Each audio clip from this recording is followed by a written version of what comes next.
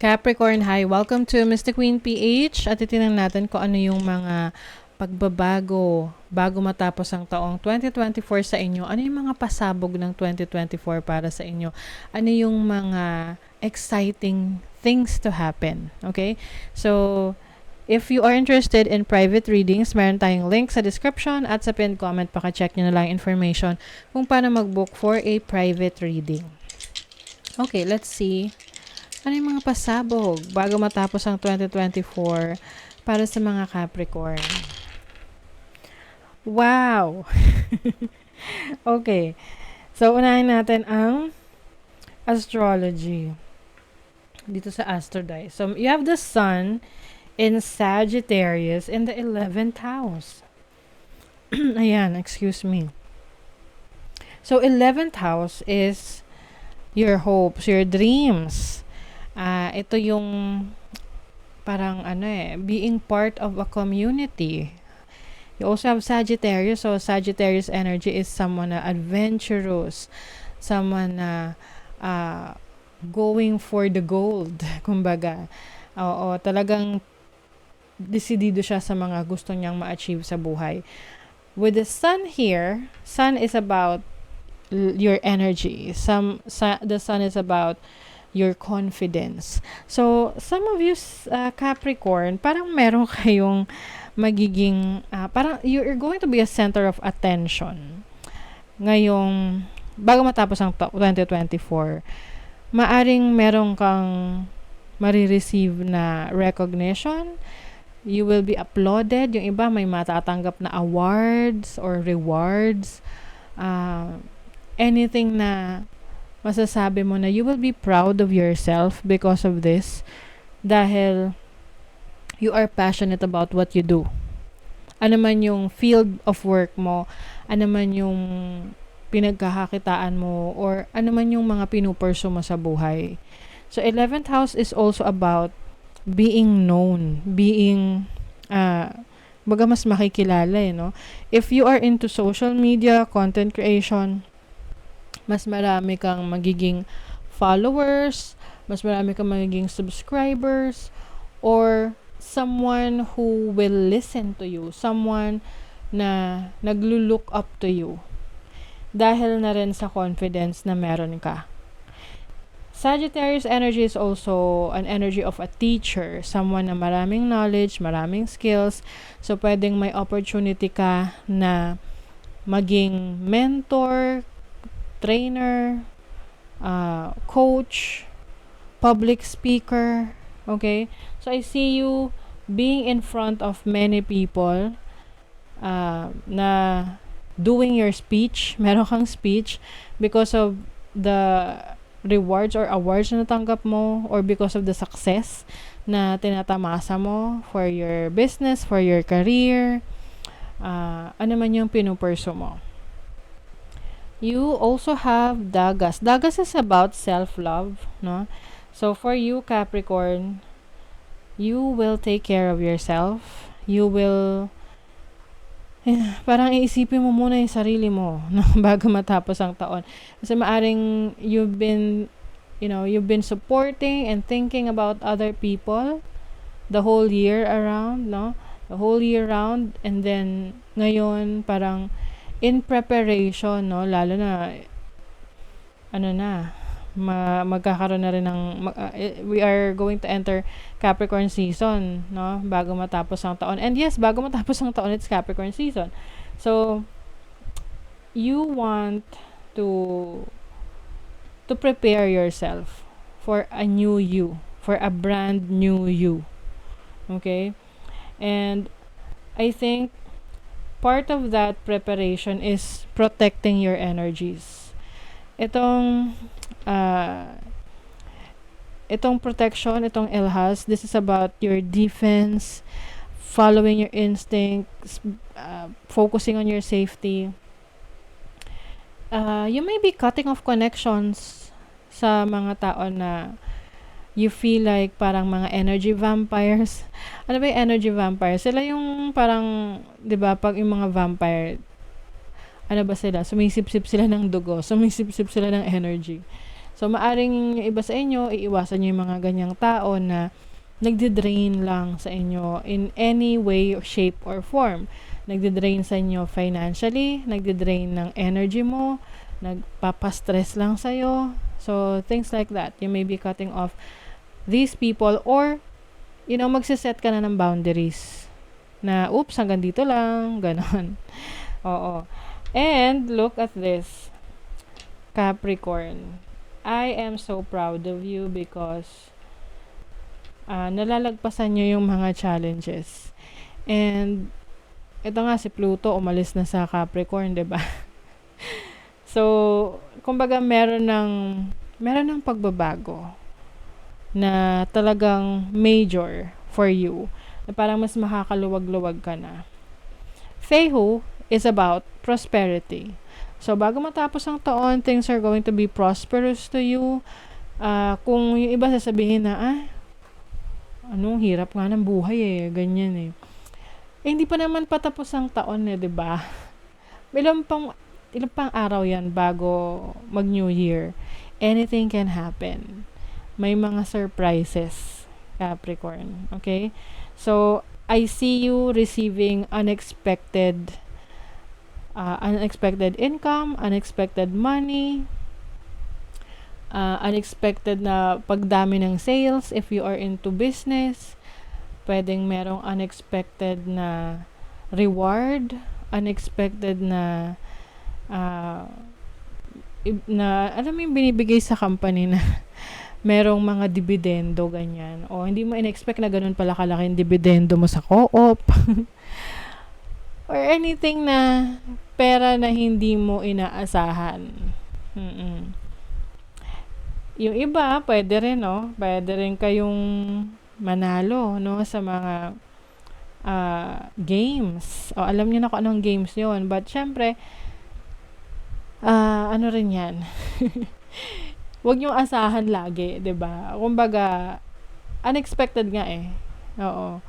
So, you will also be able to help others.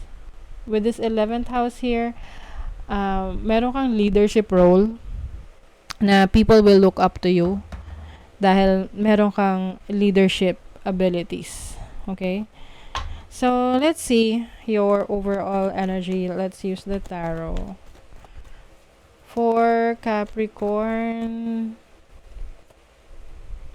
you have the King of Wands. The King is in control. I think mas magiging go-getter ka. Na parang parang walang preno. Ano ba to? Ibig sabihin is, magtutuloy-tuloy ka sa mga ginagawa mo, sa mga pinupursu mo. Wala makakapigil sa'yo.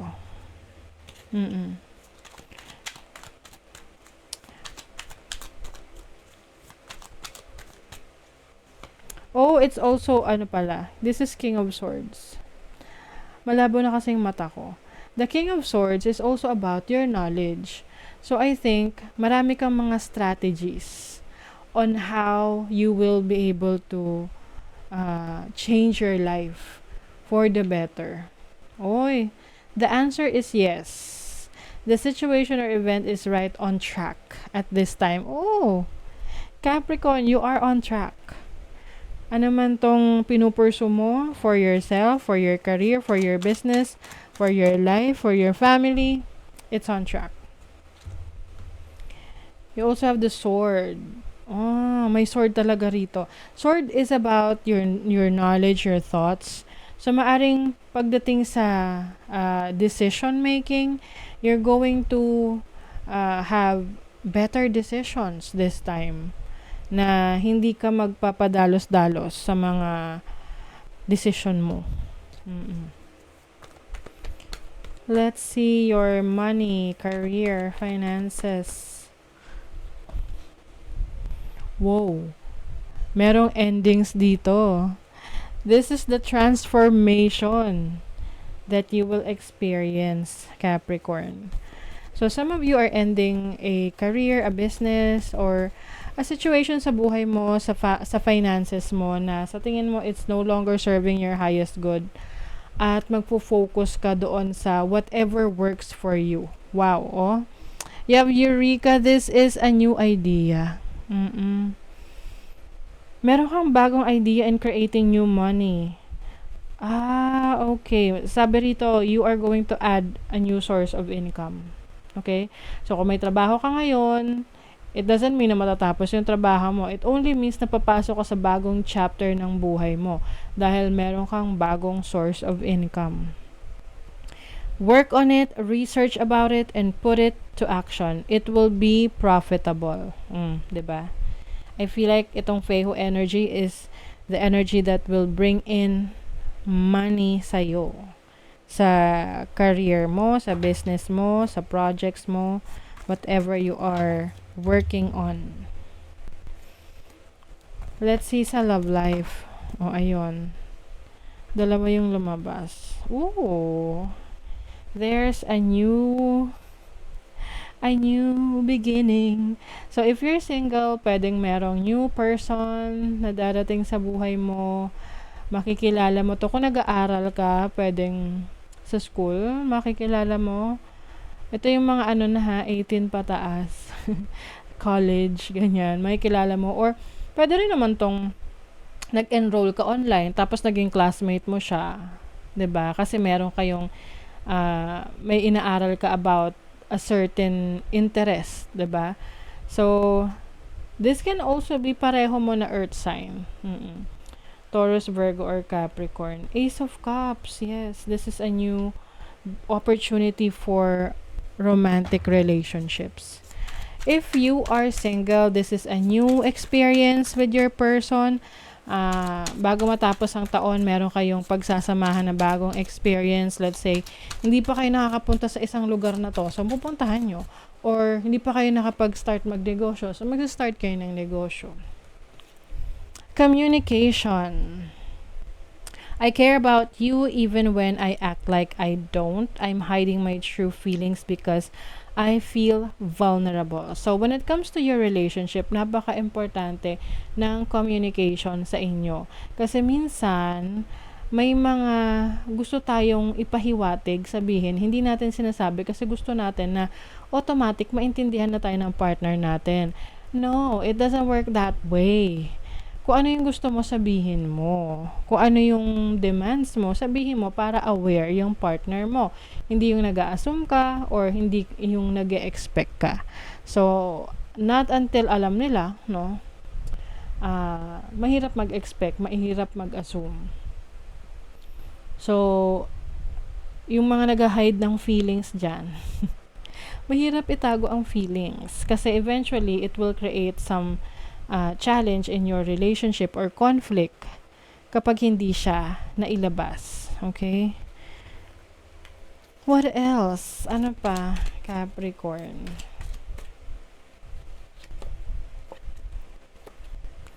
A meeting with a stranger could be very important or could be important. O maaring meron kayong mamimit na someone important bago matapos ang taon. That can be a new partner. Wait lang, ay nalaglag.